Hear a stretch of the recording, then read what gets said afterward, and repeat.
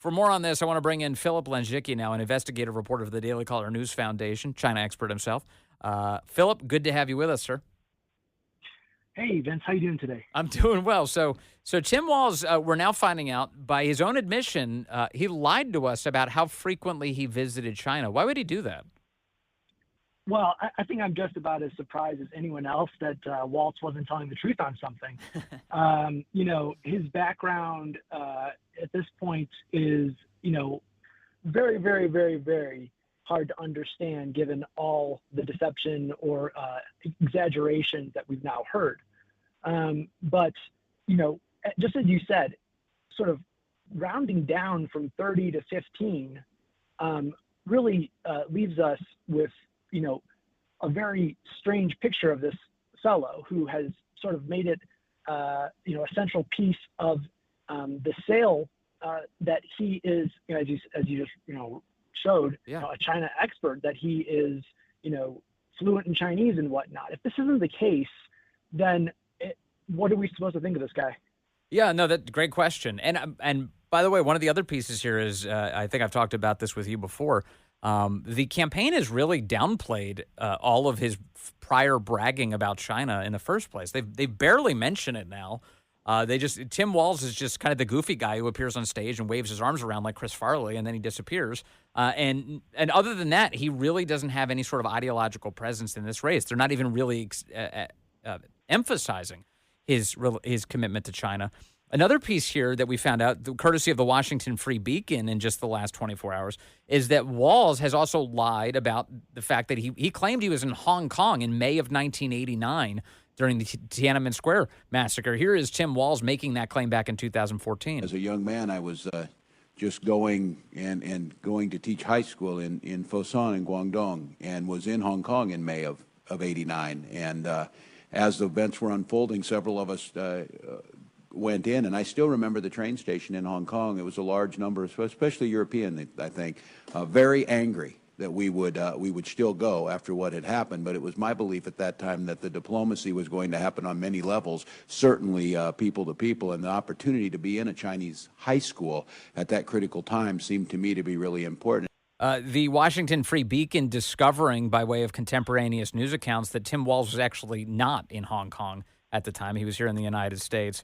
And instead would be there later in the year, around August timeframe. What do you make of this? I mean, I can't believe he didn't say he didn't, take incoming fire or something like that.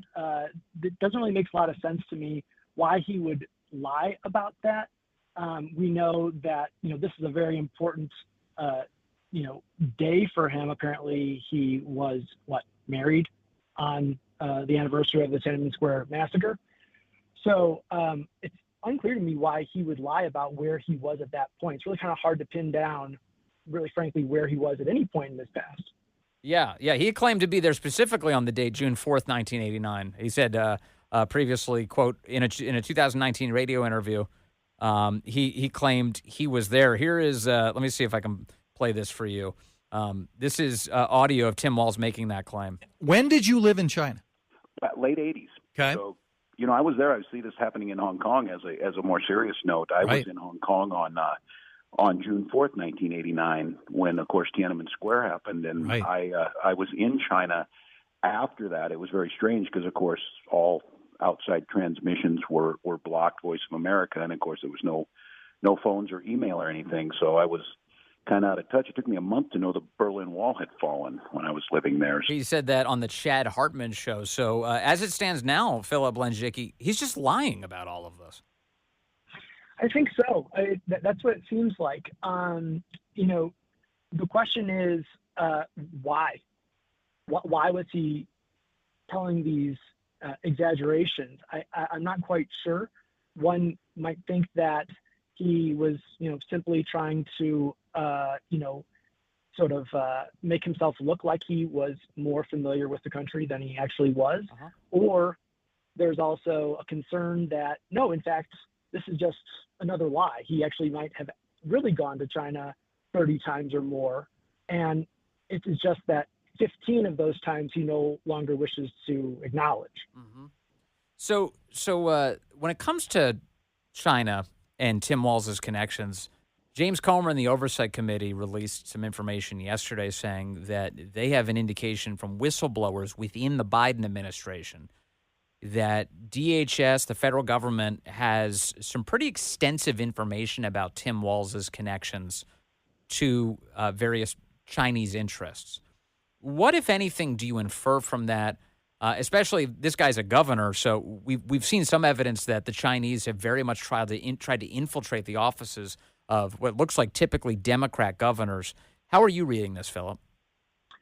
Yeah, it's interesting. So, right, Comer's office or the House Oversight Committee, they subpoenaed the Department of Homeland Security Secretary Mayorkas, and they're requesting some intelligence reports because they say that they'd received whistleblower disclosures, and they had, through that, heard of some type of non-classified Microsoft Teams group chat.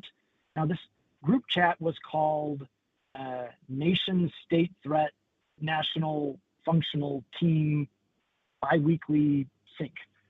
And I think that is really the most, revealing part of what we learned yesterday.